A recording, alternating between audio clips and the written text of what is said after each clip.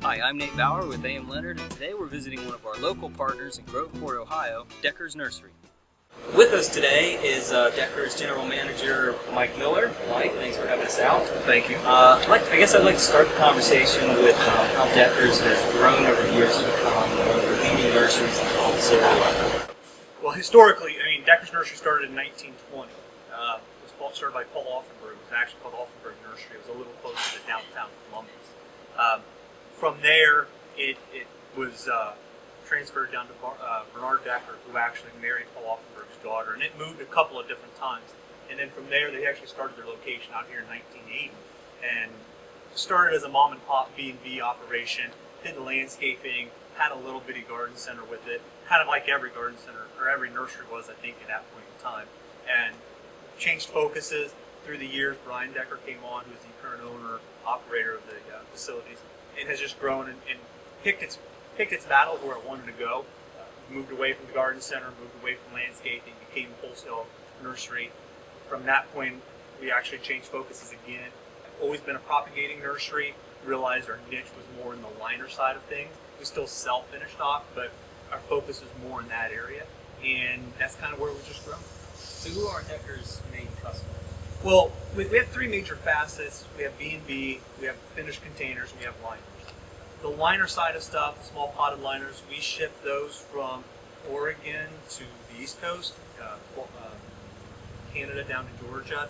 On the other side of it, when you look at our B&B operation, a lot of that's 100 to 150 miles from the nursery. Same way with the container stock. A lot of that's 100 to 150 miles from the nursery. Mainly garden centers, landscapers. But we, on the liner side, which are our focus, we try to target, obviously wholesale growers, larger ones. Regionally speaking, Illinois, Ohio are our two major markets. Tennessee's a good market for us. But we ship into Canada, we ship to Maine, Georgia. We ship pretty much everywhere on that side. What are some of the specialties that separate you from everybody else? Well, our main specialty, it has been for 30 years, probably will be for the next 30, is our upright juniper grass. Currently we do about 75,000. In years past, when times were good, we were over 100 to 120,000 upright junipers. We got spruce, we got pines. That's I guess the niche we hang our hat on as a company. We do a lot of potted liners as well, 4-inch, 2-inch potted stuff. So those are good markets for us. But the real niche is the juniper grass. It helps our notoriety. We're trying to expand that now. We're looking at doing more deciduous ornamental stuff as well as we move forward over the next 4 to 5 years. Okay. How big is Decker's? What kind of plants do you provide? Well, when you go back to, we have multiple areas. Our B&B operation is about 100 acres. And our major target size there is 2 to 2.5 to 3-inch caliber. We're not a big B&B tree grower. We don't want to do 4 and 5-inch. We're local market. We're local garden center, landscaper, cash carry, kind of pickup kind of people. Something that's a smaller tree in that size. The container side, which we're about 26 acres in, it's a lot of 2s, 3s, 5s, and 7s. Once again, garden center, landscaper based, local markets. When you get to the liner pots, our main sizes are a 4-inch and a 2.5-inch pot. We're able to ship those, in an LTL. I can ship you a single plant, I can send you a single flat, and I can sell you a single truckload. So we try to make sure I can on that side be able to facilitate all the sizes I sell, but mainly a 2 and a 4-inch pot. What challenges do you foresee moving forward? Our whole industry has a lot of challenges, I see, and I think our company fits right in with the whole industry. It's the fact that over the economic downturn, or whatever we all want to call it, we as an industry have pretty much shrank by about 20 to 30%. Now that means I've got a lot of unused facilities, I've got unused personnel expertise, and I've lost sales due to that. Now I think we're a smarter company, we're a leaner company, we're a better company than we were 4 or 5 years ago. The real question we have is, in the next 5 years, how do I grow back to where I was at and not have the same problems I had back then? Not having all the unused, the overages, the extra costs, the unused personnel, the things that bog down my profits then that I don't have now. How do I get back to where I was at? And it's that 20% or 30% shrinkage in our production. I want to fill back up, but I don't want to just fill it to have it full. I want to fill it to be profitable for our customers, to make them profitable. And I think that's the real challenge we as a company, as an industry, have to look at. We can all go out there and fill a greenhouse with plants. We won't sell it. We're not any further ahead than we were. So that's the hurdle we're at now. I think we're done shrinking. Now we just have to figure out what and how to start growing back into our facilities and our personnel and our industry and our customers.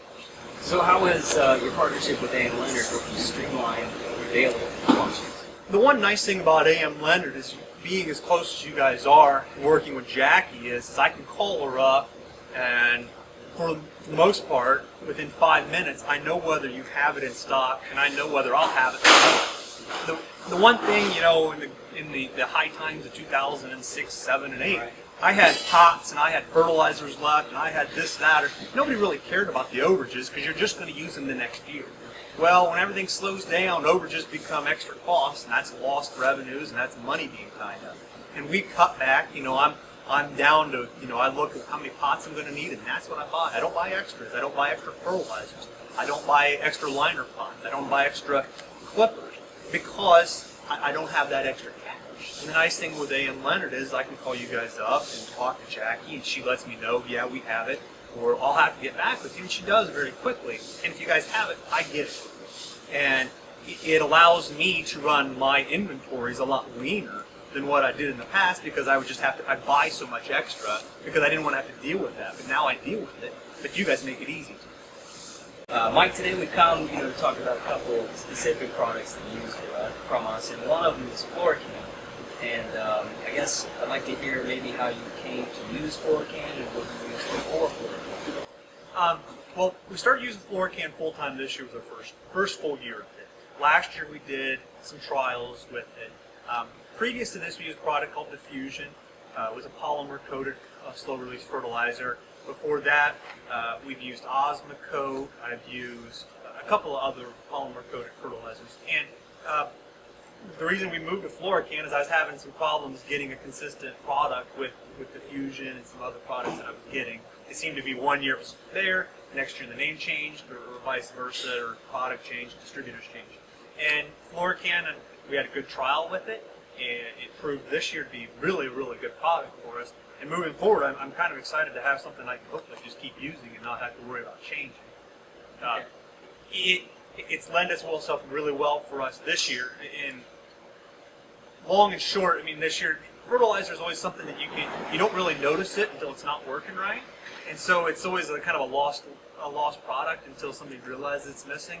And this year was, we used our irrigation percent, we were up 30% irrigation, record temperatures in Columbus, and Florican for the most part held up, and it did its job better than what I was really expecting. So how would you rate it from 1 to 10? I never give anything a 10. Right. Well, yeah. Just because it's, perfect is always something that we always try for. I'd give it a 7 to an 8. I was very satisfied. It was above board. Well above average, and I think it did more than what I was expecting it to. So, would you recommend it to another grower? Yeah, actually, I would recommend it. Every grower has a different style of using fertilizers.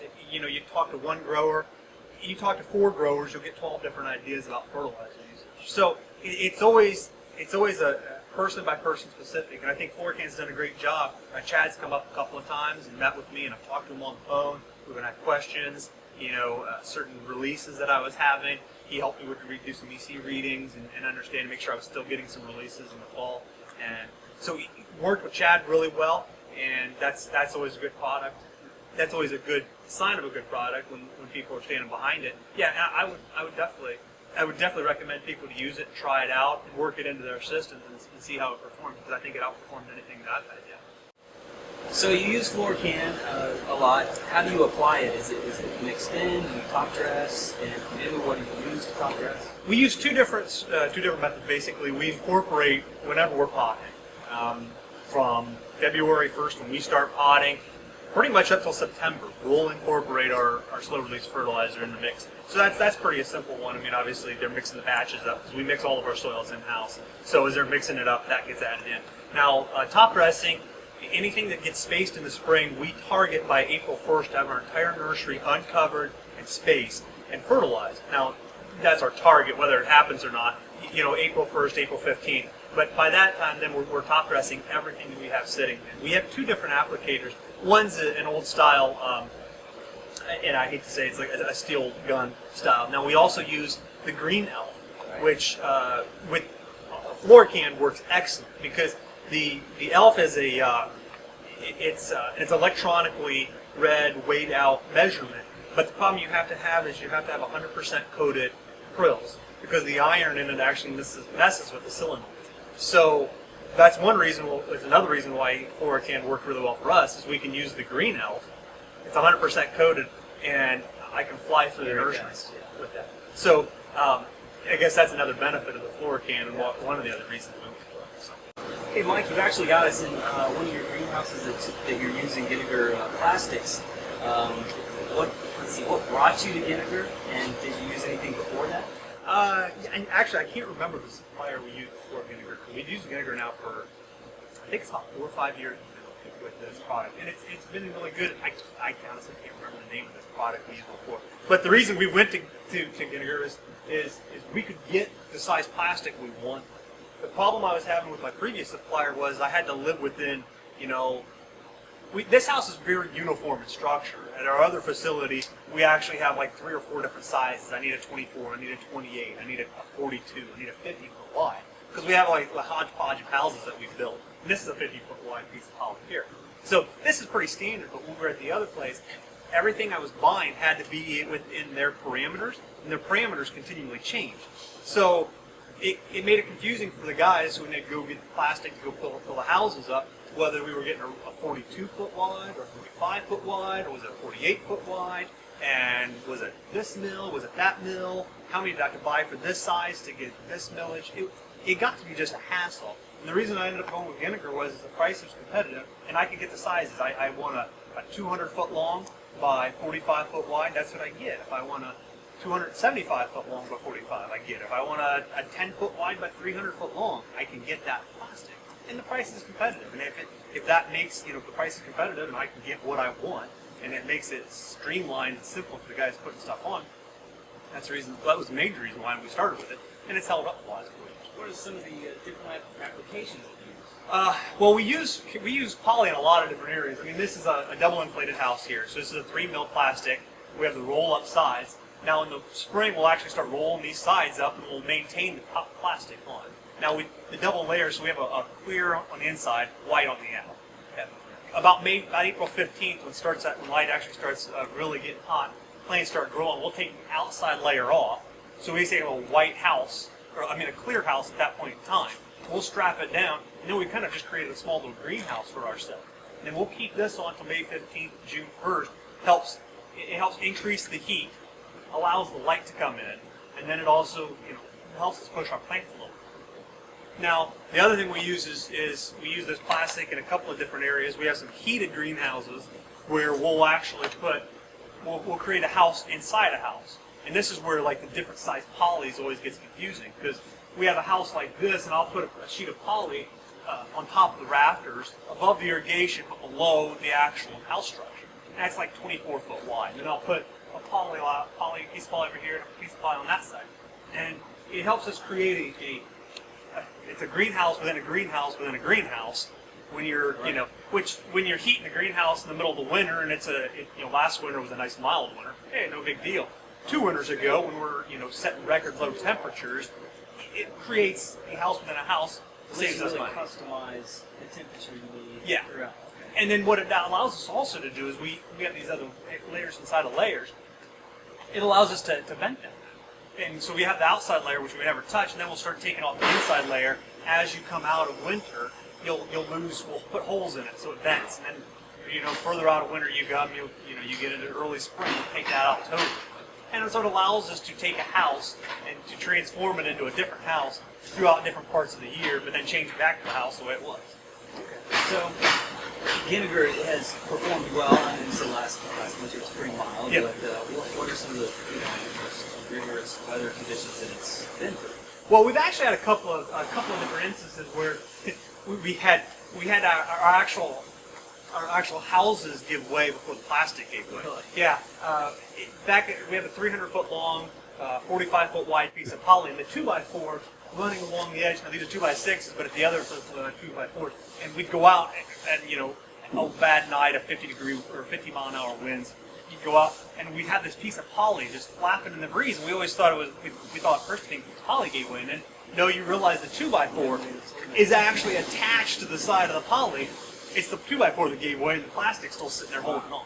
So, actual wind temperature or wind speeds, I couldn't give that to you, but it was enough breaking. So you get a little peace of mind there, though. Ollie's probably not going to get that. Yeah. I mean, we have had a couple pieces of plastic that did go. You guys stood right behind it and took care of that, and that's more or less. Nothing's perfect, back to that. But for the most part, we've had no problems with it. We get the right millage on a house and having to make sure it stands. We're really excited about this new product that Canada's putting on, Nursery Plus. And I understand that you're going to try some this winter. Yeah, we actually have one house in our nursery that basically sits all the way on the west, runs north and south. So it's 325 foot long. So basically, it's the brunt of our winter winds. So, and I have it on there, and I'm excited about it. It's a weight of a 4 mil poly or a 3 mil poly, but it gets a much stronger usage out of it, which I see has some real great applications for us in some of these larger houses that we do. The 300 foot long, 325 foot long, or a 5 mil poly or a 6 mil poly is what I need to make it through, but it's just so heavy when we really put it on, as well as the thickness, using polylock and everything like that. So yeah, we haven't had any data yet. We've had it on for about 6-7 weeks now, but I'm excited about the idea of being able to have a lighter mill poly with a stronger mill weight. Would you recommend getting rid of other growers? Yeah. I mean, the people I've talked to, I've passed her guys' name along. I've passed Candy Girl along. I've been happy and I've been satisfied with it. You guys, any issues we've had in the past, you guys have taken care of, and so I think that's all we can really ask for. Well, thanks, Mike, for having us out, showing us around. It's been great. Learned a lot. Appreciate it. No problem. Thank you guys for coming. A.M. Leonard, experience what thousands of other horticultural professionals already know. Great tools, great service, great value.